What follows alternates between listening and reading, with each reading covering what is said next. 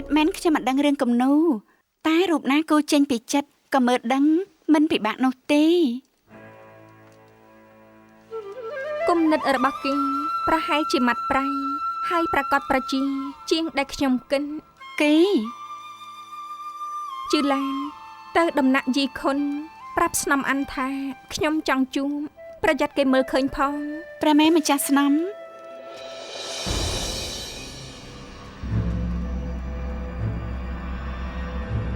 ខ្ញុំថាព្រមលិខិតលេងសើចណាស់ឈុនជាមនុស្សប្រយ័ត្ននាងជឿថានាងសហការឬអត់មិនទាន់ដឹងផងប្រយ័ត្នមកចាប់ប៉ុណ្ណាក៏ផ្្លាត់បាននាងជឿជាក់បែបនេះឈ្នះក៏មិនអាចឈ្នះដាច់ចាញ់ក៏មិនអាចចាញ់បែបអស់ច្រកឈុនល្បិចកលជ្រៅពិបាករកចាប់ណាស់ពិតមែនតែខ្ញុំធ្វើជាគូបដិបកជាមួយនាងធ្វើឲ្យនាងគិតថាឯងជាគ្នារបស់នាងនឹងងាយចាញ់កលយើងតែបើចាប់នាងឲ្យជាប់ខ្ញុំថាវាមិនងាយទេពាក្យថាមានសហាយស្មន់នឹងនៅក្នុងវាំងមិនថាព្រះអង្គពេញប្រតិប៉ុណ្ណាពួកយើងទាំងអស់មិនហ៊ានធ្វើជាដាច់ខាតស្នំយូបានប៉ះហើយរាប់អីនឹងឈុនមានគំរូឲ្យមើលឯងគិតថានាងនឹងដើរតាមដាននឹងហ៎ដូច្នេះពួកយើងកុំប្រញាប់ប្រញាល់ផ្ដេសផ្ដាស់ទៅតាមសន្សឹមច្រើនថ្ងៃនេះខ្ញុំនឹងនាងទៅដំណាក់តន្ត្រីជាញឹកញាប់ដើម្បីសាងស្ថានភាពឲ្យគេគិតថានាងលងស្រឡាញ់ពួកអ្នកលេងហ៊ីដល់ពេលហ្នឹងយើងលាតត្រដាងរឿងសហាយស្មន់ស្រួលនិយាយបានពេញមាត់ល្អចាំដល់ពេលហើយខ្ញុំឆក់ឱកាសនៅដំណាក់ជាមួយនាងបញ្ឆោតនាងចេញមកចាប់នាងឲ្យបាននឹងកន្លែងតែនាងត្រូវចាំទុកត្រូវបំភ្លេចសម្ដីដែលយើងនិយាយគ្នានៅថ្ងៃនេះធ្វើដោយធម្មតាកុំច្រឡោតតតងដើម្បីការពារគេសង្ស័យ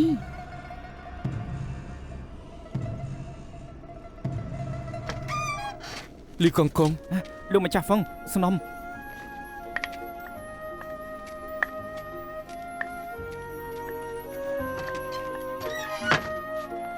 លោកម្ចាស់ហ្វុងមេដោះទើបតែចេញទៅរំមួយជើងទើបមកវិញលោកនាំស្នំទៅរកព្រះនាងតូចទៅខ្ញុំមើលផ្លូវឲ្យរំខានហើយកុងកុង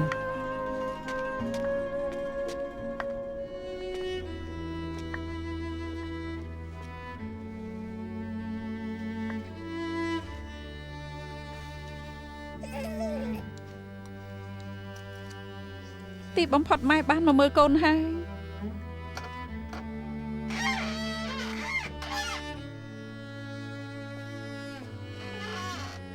ចាំម៉ែបានទេ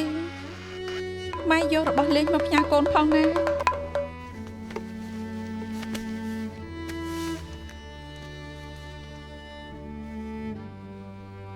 ប៉នាងតូចគួរឲ្យស្រឡាញ់ណាស់ម៉ែមានភ្នែកអត់ប្រស្រីមានសភាពនេះទើបយល់ពីហេតុផលនេះបាន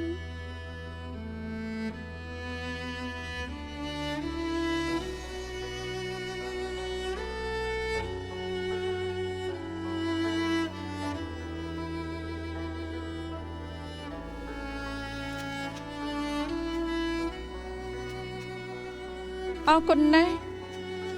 អរគុណដែលជួយទើបយើងមានឱកាសជួបប៉នាងតូចបានកុំគួរសមអីទូបង្គំធ្វើតិចតួចកុំទុកក្នុងចិត្តអីក្រាបទូលបើកាលពីលើកមុនយើងនឹងគិតថាគ្រប់យ៉ាងជារឿងធម្មតាពីមុនអ្នកនៅក្បែរយើងមានតែអ្នកអែបអមស្មានមិនដល់ថាគ្រប់យ៉ាងប្រែប្រួលតែនៅមានមនុស្សដូចឯងជួយយើងនៅពេលយើងធ្លាក់ខ្លួនព្រោះបែបនេះទើបយើងមានអារម្មណ៍រំជួលចិត្តទ្រង់មានសវណ្ណីលើសហើយ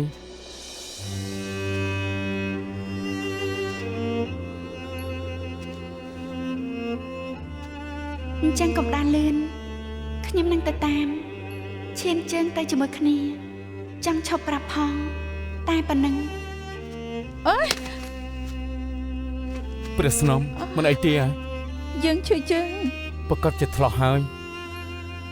អញ្ចេះចុះបើព្រះស្នំអនុញ្ញាតទូបង្គំអ៊ីវទៅហើយទៅតាមពេទ្យលូងមកមើល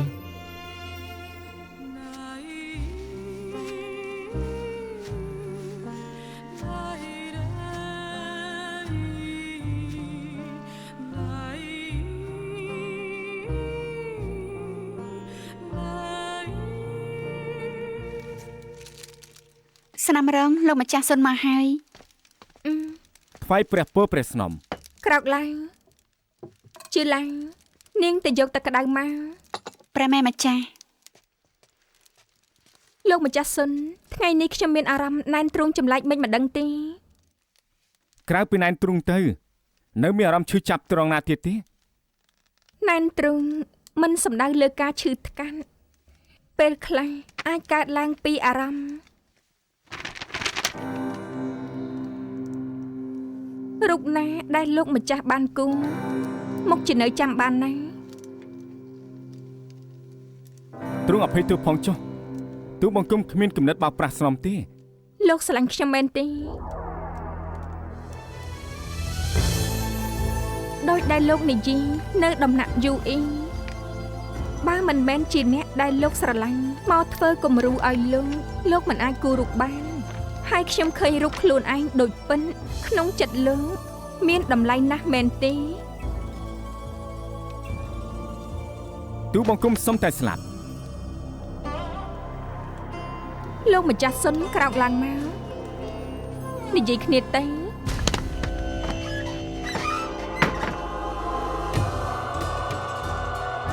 ខ្ញុំ ណែស្នំមិនអីទេ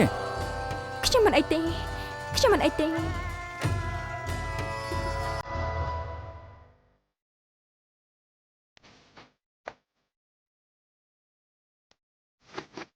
បៃឡានបៃឡាន មានការអីទៅប្រស្នំ យកក្តារនឹងជក់មកយើងសរសេរសម្បត្តិហើយយកទៅឲ្យលោកម្ចាស់សុនតាយ៉ាង ផ្ញើសម្បត្តិនៅពេលយប់ពេញ នាងកុំសួរច្រើនហើយកុំចេញមុនឲ្យសោះនៅមិនតែទៀត ព្រះមេ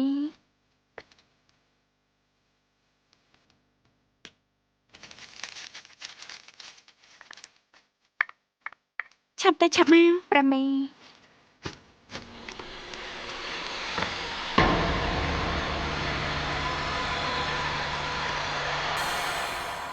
ថ្វាយព្រះពរព្រះស្នំ ក្រោកឡើង អរព្រះគុណ លោកគ្រូជុងពួកលោកតុបតែងរូបរួចហើយយើងនឹងស្នំអាននឹងមកមើល ក្រាបទូលព្រះស្នំទូលបង្គំនឹងទៅចាត់ការទូលបង្គំទូលា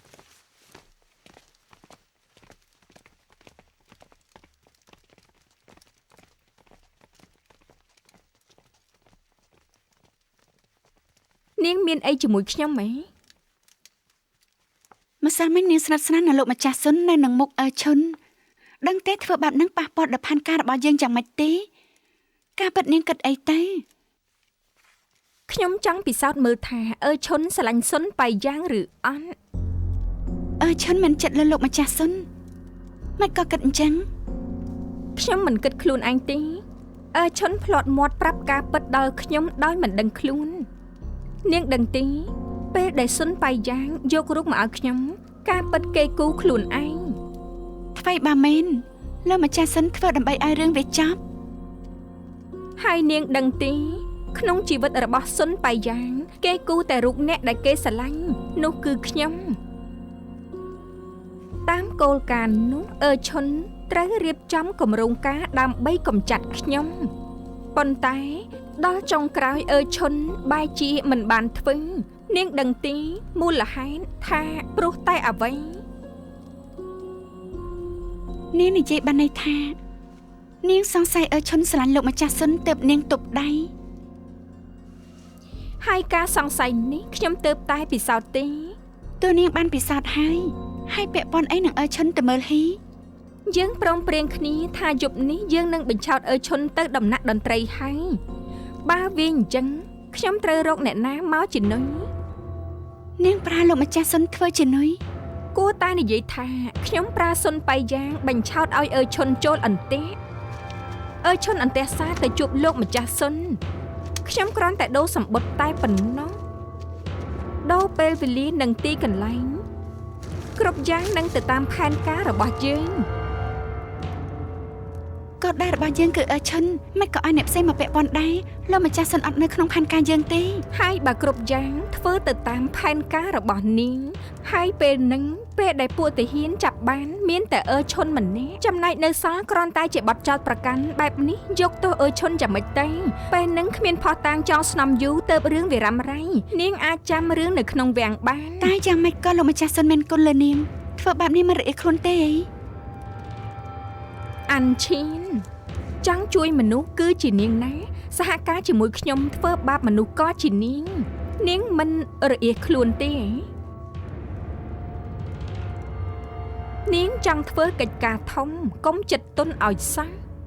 បើអើឈុនជាគោលដៅដែលយើងត្រូវកំចាត់ចំពោះអ្នកផ្សេងនិងរឿងផ្សេងទៅខ្វល់ទៀតធ្វើអីអូងងឹតហើយគ្រប់យ៉ាងមុខជាដំណើរការតាមផែនការខ្ញុំគិតថានាងមុខជាមិនបដូរចិត្តព្រោះភាពរអៀសខ្លួនទេ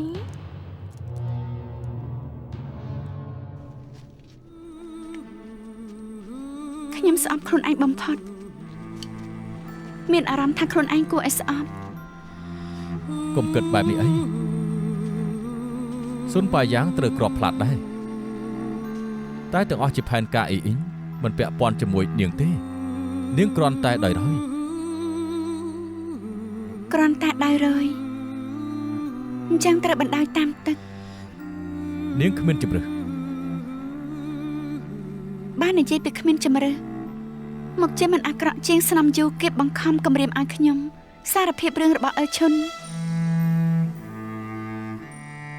បើនាងចង់ជួយសុនប៉ាយ៉ាងផែនការចាត់ការឈុនក៏បរាជ័យដែរដើម្បីតែសុនប៉ាយ៉ាងម្នាក់នាងគិតថាវាស័ក្តិសមដែរទេ ដើម្បីការសងសឹកខ្ញុំលះបង់មកច្រើនហើយនិយាយបានថាអស់គ្រប់យ៉ាងដែលខ្ញុំគិតចង់ជួយពេលនេះមិនមែនតែសុនប៉ាយ៉ាងហើយមិនមែនអើឈុនតែជួយមនសិការខ្លួនឯង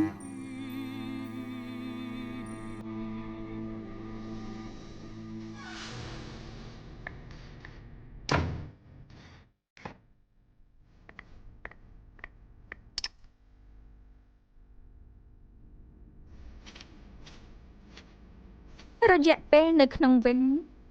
ខ្ញុំរស់នៅយ៉ាងលំបាកតែខ្ញុំមិនដែលឈឺចិត្តទេល្បិចកលរបស់អាន់ឈីនធ្វើបានយ៉ាងម៉ត់ចត់បំផុតគ្រាន់តែខ្ញុំអ៊ីតាំងចិត្តធ្វើប៉ុណ្ណោះសាច់រឿងក៏មិនអន់ជាងនាងដែរបាញ់ឆោតលោកម្ចាស់សុនទៅវិញយប់ជ្រៅធម្មតាឈុនម្នាក់គ្មានទម្ងន់គ្រប់គ្រាន់ភាពឆ្លាតវៃរបស់ខ្ញុំត្រូវអរគុណអ្នកមីងអាន់ឈីនដែលធ្លាប់ទូមានមកគិតថានាងតាំងចិត្តជួយខ្ញុំឲ្យក្រោកឡើងផ្ដល់កម្លាំងចិត្តឲ្យខ្ញុំចាប់ផ្ដើមជីវិតថ្មី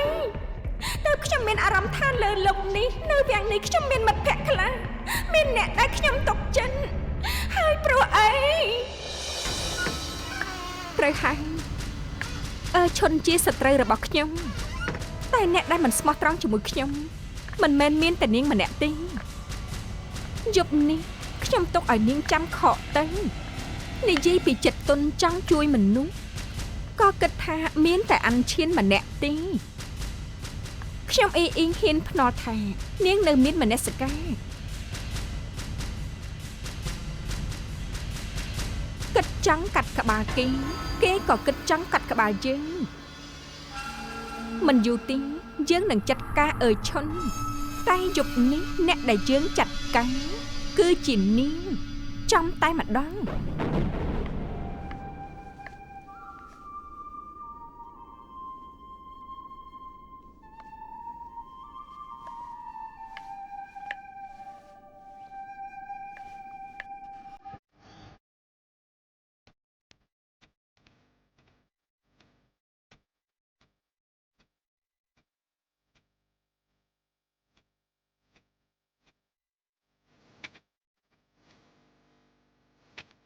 ចាប់គេទៅ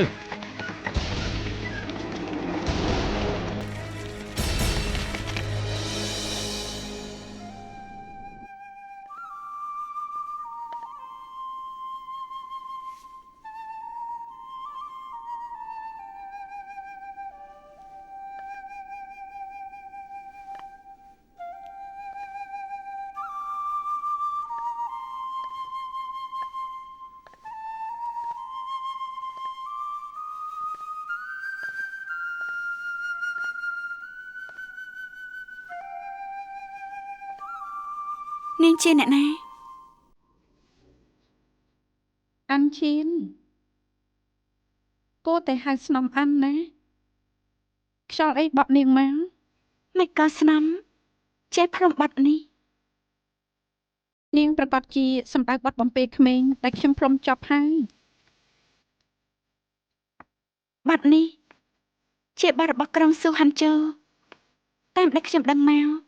អ្នកនៅដំណាក់របស់ព្រះស្នំមិនមែនភាគខាងត្បូង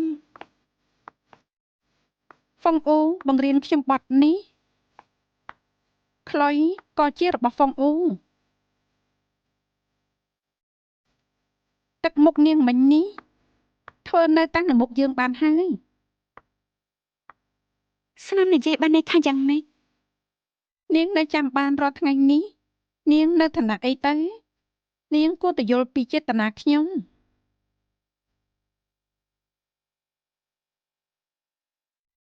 ហើយហ្វុងអូ បើរើផ្លូវដើរទៅហើយកុំបកត្រឡប់ទៅវិញមនុស្សយើងក៏អញ្ចឹងដែរបើលែងហើយកុំចងចាំទៀតដែលយើងនិយាយបែបនេះមិនចង់ឲ្យនាងគិតថាជាគុណស្រីក៏មិនចង់ឲ្យហ្វុងអូទទួលគ្រោះដោយមិនដឹងខ្លួនដែរ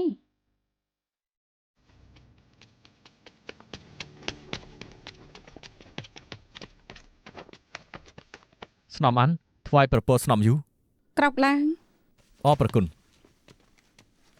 យប់នេះយើងចម្លងកំពីយូរហើយចង់ទៅសម្រាប់នៅដំណាក់ហើយ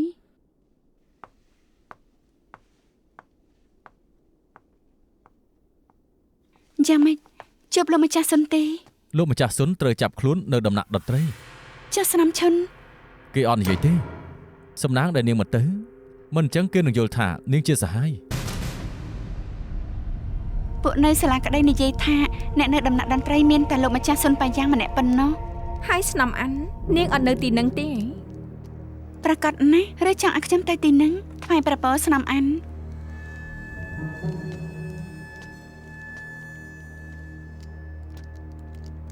គ្មានកកានាងទេចេញសិនទៅព្រះម៉ែនាងផ្ដាំតាំងពីពេលណាបែរព្រួយមកដាក់ខ្ញុំ នាងគួរតែសួរថានាងខ្លាចជាមនុស្សមិនដឹងក្តីតាំងពីពេលណាគិតថាខ្ញុំភ្លេចរឿងដែលនាងក្បត់ខ្ញុំអញ្ចឹងហ៎ ខ្ញុំសហការជាមួយនាងព្រោះចង់ចាត់ការអើឈុននាងគិតថាខ្ញុំធ្វើដើម្បីខ្លួនឯងអញ្ចឹងហី នាងត្រជាក់ស៊ីជ្រៅខ្ញុំស្មានមិនត្រូវទេយើងក៏មិនចង់ស្មានក៏ដោយដែលពេលនេះដែលនាងឈរដោយមានសុវត្ថិភាពនៅនឹងមុខខ្ញុំក៏ស្មានមិនដល់ ហើយលោកម្ចាស់សុនពេលនេះគេទៅជាបែបនេះហ៊ាននិយាយទេថានាងស្មានមិនដល់ នាងនៅហ៊ានថាខ្ញុំចិត្តខ្មៅគ្មានទឹកចិត្តដំបងខ្ញុំគិតថានាងនៅមានមនសិការចំពោះលោកម្ចាស់សុនដោយសម្ព័ន្ធភាពរបស់ពួកនាងខ្ញុំគិតថានាងមុខជាតរារាំងគេនៅដំណាក់តន្ត្រីទើបខ្ញុំរៀបផែនការឲ្យនាងទៅជាប់អន្ទាក់នេះចង្អុលប្រាប់ហើយតែត្រូវបន្ទោសខ្ញុំដែលវាយតម្លៃខ្ពស់ពេកតាមពិតទៅក្រៅពីនាងក្បត់ខ្ញុំមនសិការនាងក៏ត្រូវឆ្កែស៊ីអស់ហើយហេតុផលនេះខ្ញុំគួរតែយល់តាំងពីដំបូងម្លេះ ខ្ញុំដឹងថានៅមុខនាងខ្ញុំមានសិទ្ធិនិយាយពីគុណធម៌តែចង់ប្រាប់នាងថាហ៊ានធ្វើត្រូវហ៊ានទទួលត្រូវហើយខ្ញុំក្បត់នាងមុននាងចង់សងសឹកខ្ញុំវាគឺជារឿងធម្មតាតែនាងធ្វើដាក់លោកម្ចាស់សុនទៅកើត ខ្មៅក៏នាងកំណាញ់ក៏នាងដឹងទេនាងប្រជែងដណ្ដើមដល់គួរឲ្យខ្ពើមឈុនគ្មានគំនុំនឹងនាងក៏ចង់ចាត់ការគេធ្វើពុតជាល្អនឹងគេបោកឲ្យគេចាញ់កលសាងស្ថានភាពថាគេសេពគប់ប្រុសផ្សេងហើយវាខុសអីអំពីខ្ញុំទេ នាងនិយាយនេះពិតទេ អូល្អហើយយូរហើយដំណាក់ឈិនឈៀនមិនអឹកអធិកបែបនេះទេ ព្រះស្នំកងថាព្រះមហាសីមានរាជបញ្ជាឲ្យជលគាល់អាឈិន អ៊ីអ៊ីង អាន់ឈៀន ថ្វាយបាយព្រះមហាសី ទ្រង់ព្រះចម្រើនក្រោកឡើងអង្គុយទៅ ព្រះមេម្ចាស់ ពួកនាងដឹងទេយើងហៅពួកនាងមកទាំងព្រឹកព្រោះអីពីមុននេះយើងបានឮពាក្យចចាមអារាមថាមានប្រុសមានសហាយស្មន់ជាមួយស្រីនៅក្នុងរាជវាំង ហើយនៅប្រហិនណាត់ជួបគ្នានៅដំណាក់តន្ត្រីពេលយប់ដំណាក់ក្រោយហាមជួបមនុស្សប្រុសធ្វើអីតាមអំពើចិត្តមិនបានដូច្នេះទើបយើងឲ្យតែហ៊ានត្រៀមការហើយឃើញថាមានមនុស្សប្រុសនៅទីហ្នឹងចាប់បាននៅនឹងកន្លែងហើយម្នាក់នេះជាស៊ុនប៉ាយ៉ាងនៅដំណាក់ពេទ្យនឹងឯងតែគួរឲ្យស្ដាយគឺពេលហ្នឹងមិនឃើញស្រីក្នុងវាំងទៅតាមណាត់ប្រហែលជាដំណឹងលេចធ្លាយនាងនេះយករិះខ្លួនមិនទៅតាមណាត់ពួកនាងគិតថាយើងគួរចាត់ការរឿងនេះយ៉ាងម៉េចទៅមិនពួកនាងស្ងាត់មិននិយាយពួកនាងគ្មានច្បល់អីទេព្រះមហេសីជាអ្នកមើលខុសត្រូវ6ដំណាក់ការយល់ឃើញរបស់ព្រះមហេសីជាការយល់ឃើញរបស់ពួកយើងល្អរឿងលើកនេះយើងមិននៅស្ងៀមទេពួកនាងទៅវិញសិនទៅខ្លំមើលទាស័យមើលថាអ្នកណាគួរឲ្យសង្ស័យបើចាំបាច់សួរចម្លើយបាន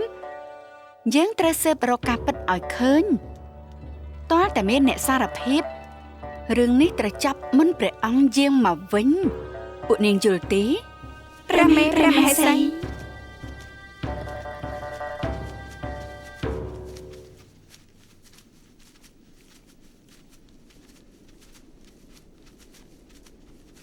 អើយប្រចាំមិនបាច់ធ្វើជាចិត្តល្អក្រែងនាងចង់ឲ្យយើងស្លាប់ណៃលោកម្ចាស់សុនត្រូវចាញ់កលត្រូវព្រះមហេសីចាប់បានហើយស្កប់ចិត្តពួកនាងឲ្យមែនទេពេលនេះព្រះមហេសីស៊ើបរឿងហើយពួកនាងនឹងបញ្ជូនយើងទៅមិនចាំធ្វើល្អដាក់យើងធ្វើអីព្រះមហេសីឲ្យយើងរកអ្នកដែលគួរឲ្យសង្ស័យស្នំឈុនរំទុំមកចាត់ប្រណិប័តខ្លួននៅក្នុងព្រំដែនពួកយើងមិនហ៊ានសូនទឹកជាដុំទេស្នំរងសរសើរពេកហើយនិយាយពីរំទុំមកចាត់លោកម្ចាស់សុនលើពួកយើងតែចុងក្រោយនៅត្រូវគេមួលបង្កាច់បើពេញចិត្តថាខ្ញុំថោកទាបក៏បានដែរបើគេមិនធ្វើខ្ញុំក៏មិនធ្វើគេដែរថ្មីបើខ្ញុំជាមនុស្សគ្មានទឹកចិនព្រោះមានអ្នកបាល់រករឿងខ្លួនឯងបាល់រករឿងអីអញ្ចឹងខ្ញុំចង់ដឹងបន្តិចលោកម្ចាស់សុនធ្វើអីឲ្យនាងកុំគួនហើយធ្វើអ្វីឲ្យពួកនាងឈឺចាប់ដែរចុងក្រោយគេធ្លាក់ក្នុងសភាពនេះថាគេបាល់រករឿងទៅវិញខ្ញុំសារភាពខ្ញុំខុសជាមួយលោកម្ចាស់សុនហើយមិននិយាយនៅមុខព្រះមហេសីចិត្តល្អខ្លាំងខ្លាយបៃឡានទៅដំណាក់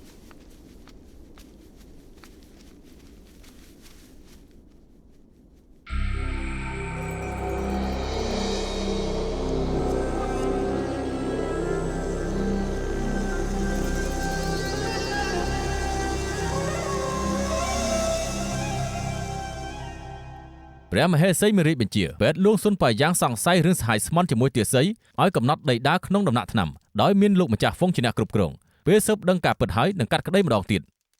លោកម្ចាស់ហ្វុងនេះជាមន្ត្រីសាលាក្តី2នាក់យកមកឲ្យលោកប្រើការ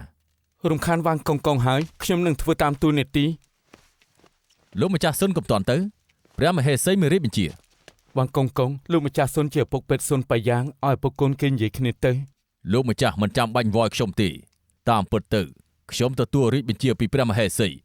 ដើម្បីសួរចម្លើយស៊ុនប៉ៃយ៉ាង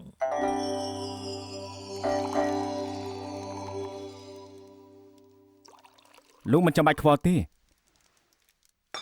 លោកគួរតែដឹងថាខ្ញុំមិននិយាយឡើយយើងមិនចាំបាច់សួរអីឯងទេតែព្រះមហេសីឲ្យយើងមកសួរចម្លើយពីឯងក្នុងចិត្តព្រះមហេសីទ្រង់ចង់ដឹងថាស្រីដំណាក់ណាដែលជាអ្នកណាត់ឯងជួបចំពោះឯងនោះមិនបានមានសារៈសំខាន់អីទេព្រះមហេសីមានរាជបញ្ជាគ្រាន់តែឯងបើកមុខអ្នកអស់នេះឯងនឹងផុតទោសធ្ងន់คล้ายជាទោសស្រាលចាប់ចោលត្រូវមានផតតាំងចាប់សហាយត្រូវចាប់លើក្រែពេលនេះគ្មានផតតាំងគ្មានសាកសីមានតែសម្បត្តិប្លង់ចោលក៏ថាខ្ញុំជាសហាយទីសីមានអារម្មណ៍ថោកសំណើចណាស់ចាំឲ្យប្រងយើងមកវិញសិនទើបខ្ញុំទទួលបានភាពយុត្តិធម៌ឯងគិតថាឯងអាចមានឱកាសចាំដល់ព្រះអង្គមកវិញឬយ៉ាងម៉េចច្រើនឆ្នាំមកនេះសិទ្ធិដែលព្រះមហេសីត្រូវការមិនដែលថយចុះដើម្បីឲ្យដល់គោលដៅព្រះមហេសីធ្វើបានគ្រប់យ៉ាងសូម្បីតែសូនទឹកជាដុំរហូតដល់ប្រហារជីវិតសិនចាំទូលយើងក៏ដឹងដែរថាឯងមិនដែលខ្វល់នឹងពាក្យដែលថាខ្លាចនោះទេ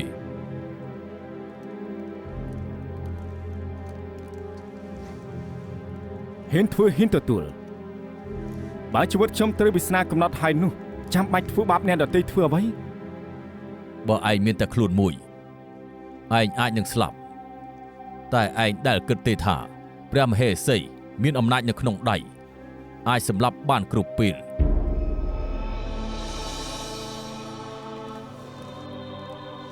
ពុកមិនខ្លាចស្លាប់ទេ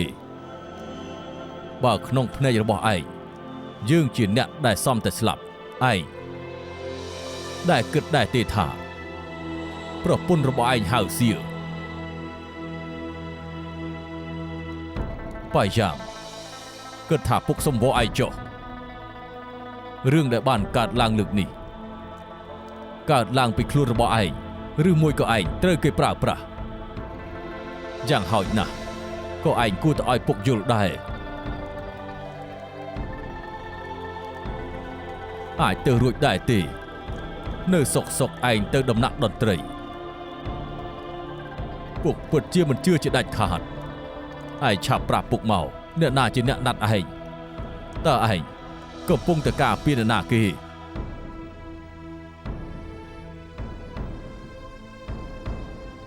យើងចង់ឲ្យឯងយល់ពីហេតុផលនេះពេលដែលជីវិតស្រីពីរនាក់ស្ថិតនៅក្នុងដៃរបស់ឯងនៅមានពេលកន្លះស្ថានភាពបានមានពេលស្រោចស្រង់ឲ្យបានល្អឡើងវិញក្នុងចិត្តឯងដែលគិតទេថាគួរតែការពារស្រីនេះឬការពារប្រពន្ធរបស់ឯងទៅឯងត្រូវគិតមើលឲ្យបានច្បាស់លាស់ណាស់បាយយ៉ាង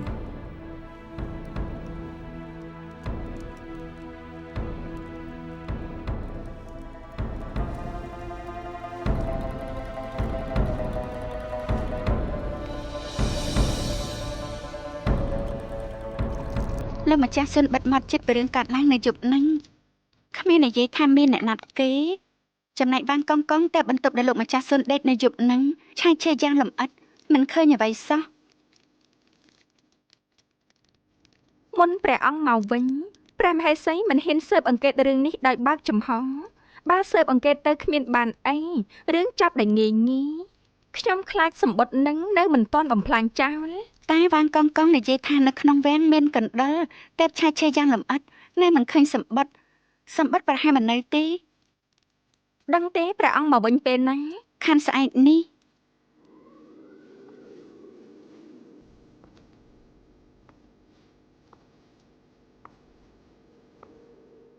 អ្វីដែលខ្ញុំស៊ើបដឹងពួកគេក៏ស៊ើបដឹងដែរថ្ងៃនេះឈុនចេញទៅទាំងព្រឹងដឹងទេថានាងទៅណាហូបបាយទៅ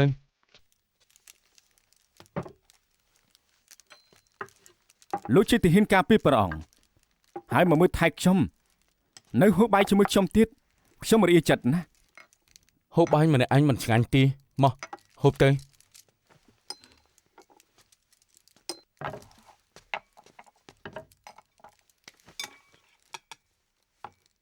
មិនក៏មិនសួរខ្ញុំសួរអីសួរថាហេតុអីបានជាខ្ញុំធ្លាក់ក្នុងសភាពបែបហ្នឹងមានសហាយពិតឬទេព្រោះខ្ញុំដឹងថាបើលោកចង់ប្រាប់លោកប្រាប់ខ្លួនឯងបើមិនចង់ប្រាប់ទោះជាខ្ញុំសួរក៏អត់បានការនេះជាហេតុផលយករួចខ្លួនដែលលោករៀនសូត្រពីក្នុងវាំងតែណាខ្ញុំធ្លាប់ឃើញមនុស្សចាស់ធ្លាប់ឃើញមនុស្សស្លាប់ឃើញមនុស្សត្រូវគេក្បត់ហើយត្រូវគេក្បត់ដែលខ្ញុំរៀនសូត្រមកក៏មិនតិចដែរអមមិនហើយដែលលោកឈឺយូរហើយមិនទាន់ជាទេខ្ញុំជាពេទ្យដែលព្យាបាលខ្លួនឯងមិនបានដូចថាអញ្ចឹងទោះជាមានមនុស្សឆ្លាតក៏នៅមានមនុស្សល្ងងលោកគិតថាលើកនេះខ្ញុំល្ងងពិតមែនទេខ្ញុំគិតថាបញ្ហាមិនថាលើល្ងងឬអត់តែនៅលើសមគ្នាទេបែបនេះត្រូវសួរលោកទើបដឹងថាធ្វើបែបនេះស័ក្តិសមទេមិនដឹងដែរ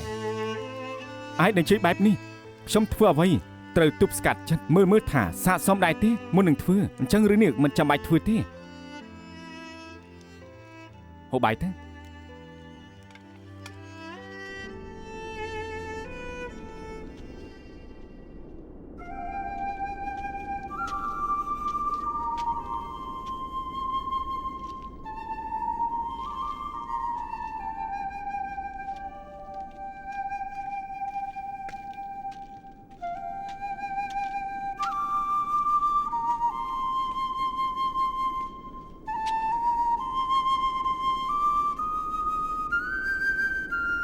យូរទៅស្នំផ្លុំខ្លុយបានកាន់តែលះ មិនបាច់គួរសម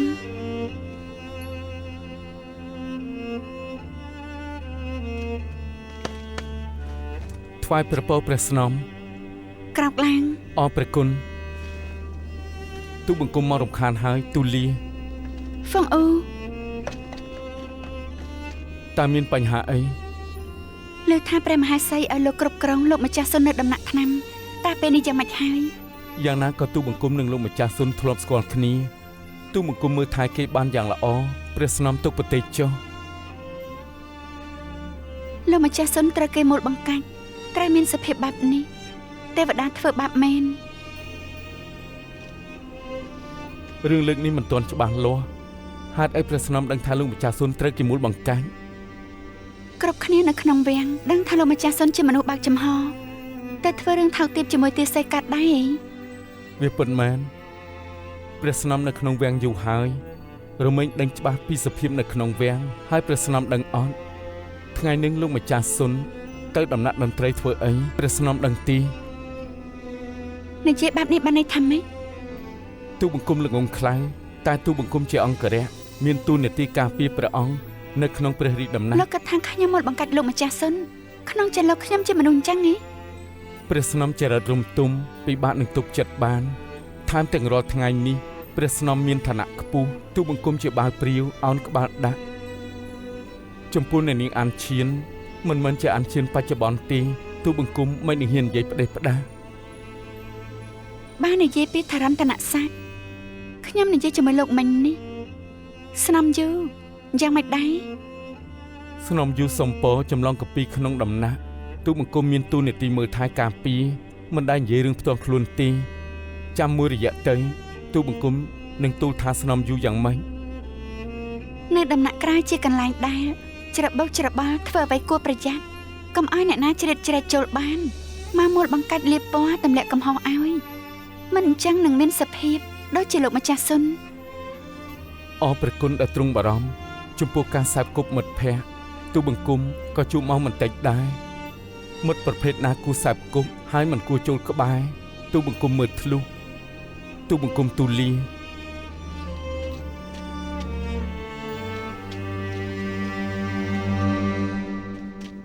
ណែ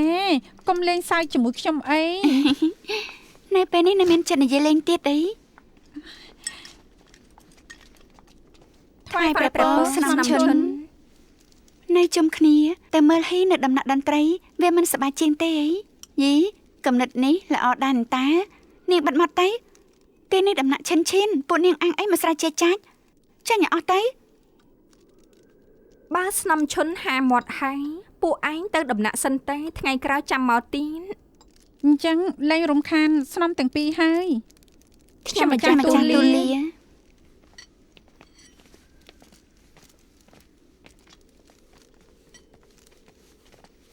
យូយូបងប្អូនបានសំណេះសំណាលគ្នាម្ដងមិនក៏មកកាត់ការសបាយ ជីវិតមនុស្សទាំងមូលត្រូវចាប់ដោយដៃរបស់នាង អេ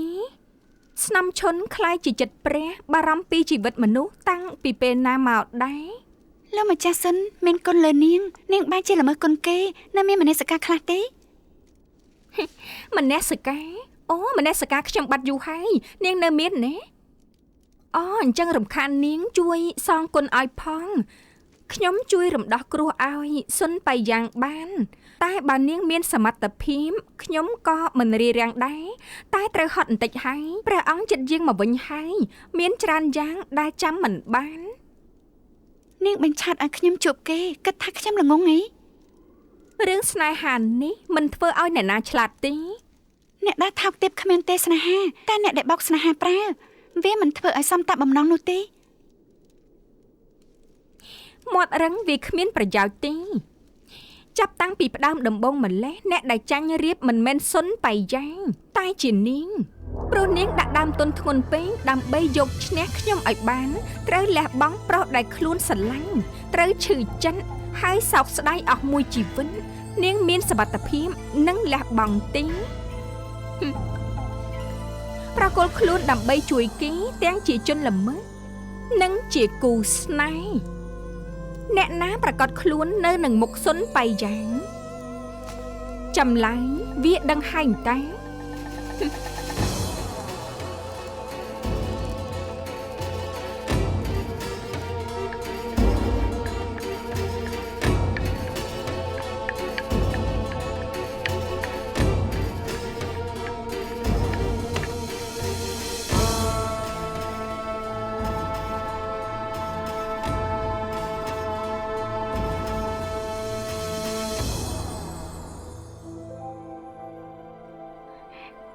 ពុកថោខ្ញុំដឹងថាធ្វើឲ្យពុកថោអស់សង្ឃឹមតែលោកម្ចាស់សិនចាញ់កលគេព្រោះតែខ្ញុំនៅឈរស្ងៀមឃើញស្លាប់មិនជួយមិនបាននោះទេអើយសុនបែយ៉ាងជាប់ចោទថាមានសហាយស្មន់ជាមួយទាសីខុសច្បាប់បរិជ្ជក្រិតឬនាងគិតថាសារភាពថានាងជាអ្នកនឹងព្រះមហេសីមិនរករឿងដោះលែងសុនបែយ៉ាងម៉េច ខ្ញុំនឹងទូលព្រះមហាសីដែលណាត់លោកម្ចាស់សុនព្រោះចង់ពិភាក្សាពីជំងឺហឺតមិនមែនរឿងមានសហាយស្មន់ដូចដែលគេថារកភាពយុត្តិធម៌ឲ្យលោកម្ចាស់សុនតាមដែលខ្ញុំដឹងព្រះអង្គយាងមកវិញនៅថ្ងៃទី10បើនាងសម្រេចចិត្តប្រគល់ខ្លួននាងក៏នៅមានពេល2ថ្ងៃពុកថោមិនរេរាំងខ្ញុំទេរីរាំងយ៉ាងម៉េចមិនយល់ស្របយ៉ាងម៉េចនាងព្រមស្ដាប់ខ្ញុំទីអើយបើនិយាយទៅវាជារឿងរវាងស្រីនិងប្រុសក្នុងចិត្តនាងគោរពលោកម្ចាស់សុន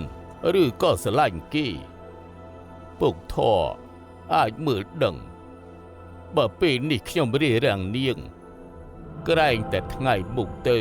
នាងត្រូវខឹងខ្ញុំដល់ស្លាប់មនុស្សយើងមានសាច់ឈាមស្រេចតែនាងសម្រេចចិត្តចុះណា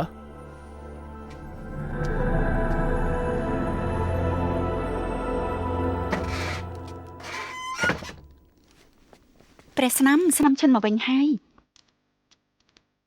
មកវិញដោយសុវត្ថិភាពទេនេះមិនមកវិញដោយការឃុំខ្លួនទេអត់ទេ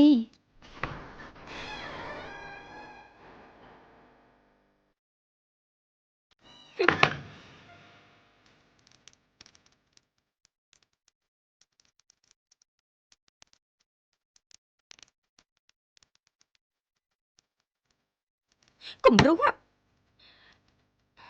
ដល់រាប់ណាគ្មានអ្នកទៅសារភាពព្រះមហេសីត្រូវតែស៊ើបអង្កេតរឿងនេះបន្តទៀតពេលនឹងអ្នកណាទៅដឹងថាសុនបៃយ៉ាងមិននិយាយអ្វីចេញមក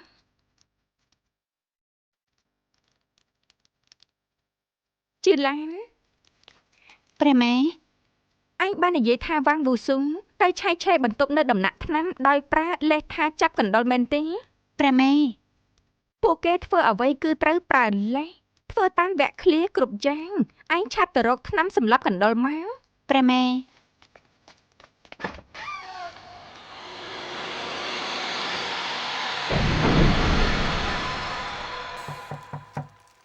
ចូលមក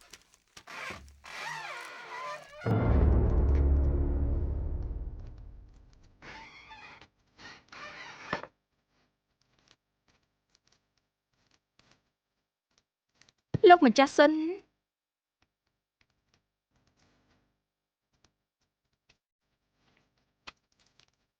ក្នុងពេលបែបនេះ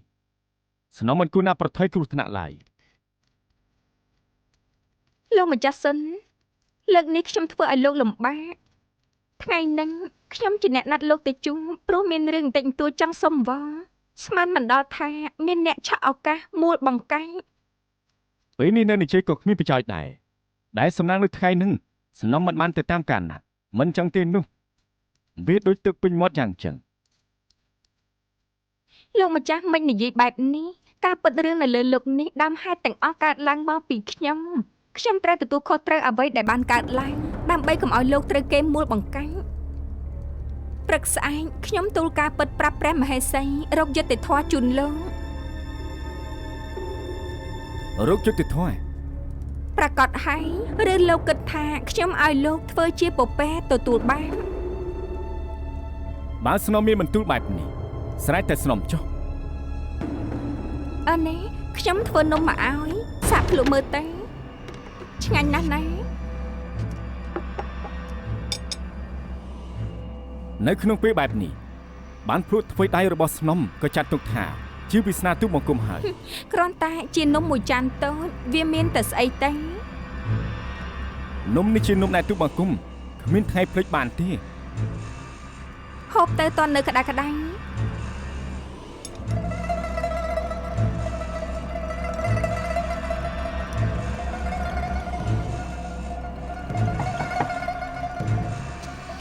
លោកម្ចាស់សុនខ្ញុំជោគមកអែមជុំអើយហ៎លោកម្ចាស់សុនពិសាននំនេះមិនបានទេបាយដំណាត់មិនធ្វើឲ្យរបួសនៅដៃខ្លាយមិនអាចហូបបាននោះទេខ្ញុំជោគទៅឲ្យចែកទៅហ៊ានយាមសិនមានថ្នាំពុលអ្នកស្នំរងសិលិញជឿអ្វីដែលបានឃើញឬបានលើក្នុងដំណាក់នេះហាមប្រាប់អ្នកណាឲ្យសោះហើយមកចាំងទៀតឯងឆាប់ចេញទៅកុំឲ្យអ្នកណាជុំឲ្យសោះបាទលោកម្ចាស់សុនកុំយកក្បាលជង្គង់កាច់កត្រីបើអ្នកនឹងធ្វើបាបចិត្តខ្លួនឯងលោកស្រីមុខជាឈឺចិត្តណាស់ដល់រដូវរងាហើយសង្ឃឹមថាស្រោមដៃនេះប្រើជាប្រយោជន៍បានខ្ញុំសប្បាយចិត្តណាស់ដែលបានជួបនាងថ្ងៃនេះ ខ្ញុំមុខមាត់ស្អាតបាតទេ គឺមនុស្សមានការជឿជាក់ ទាំងដឹងថាមានថ្នាំពុននៅតែហូបទៀតទេ មានថ្នាំពុលឬអត់ពេលនេះខុសគ្នាបែបណាគួរឲ្យស្ដាយណាស់ទូបង្គំមិនបានភ្លួតនំធ្វើដៃរបស់ស្នំតែស្នំក៏មិនរំអីទូបង្គំមិនមែនជាមនុស្សស្រឡាញ់ខ្លួនខ្លាចស្លាប់រឿងនៅដំណាក់តន្ត្រីនឹងទូបង្គំមិនយកស្នំមកពាក់ព័ន្ធដាច់ខាត ហេតុអីបានល្ងងបែបនេះហេតុអីបានជាធ្វើរឿងល្ងងខ្លៅបែបនេះថ្មីបានលោកស្រឡាញ់ខ្ញុំមានចិត្តលើខ្ញុំតែខ្ញុំធ្វើបាបលោកមិនខឹងទេហ៎ធ្វើបែបនេះដាក់ខ្ញុំមិនសរសើរលោកទេលោកនឹងមិនបានការសងគុណលោកមិនគិតពីជីវិតគិតថាលោកនឹងបានអ្វីដែលលោកប្រាថ្នាហ៎ ទូបង្គំមិនដែលគិតថានឹងទទួលបានការតបស្នងទេលោកម្ចាស់សុនទីហ៊ីសាឡាក្តីកំពុងមកហើយនាំស្នំចេញតាមក្រោយនេះវាសំដែរធ្វើបែបនេះវាស័ក្តិសមទេ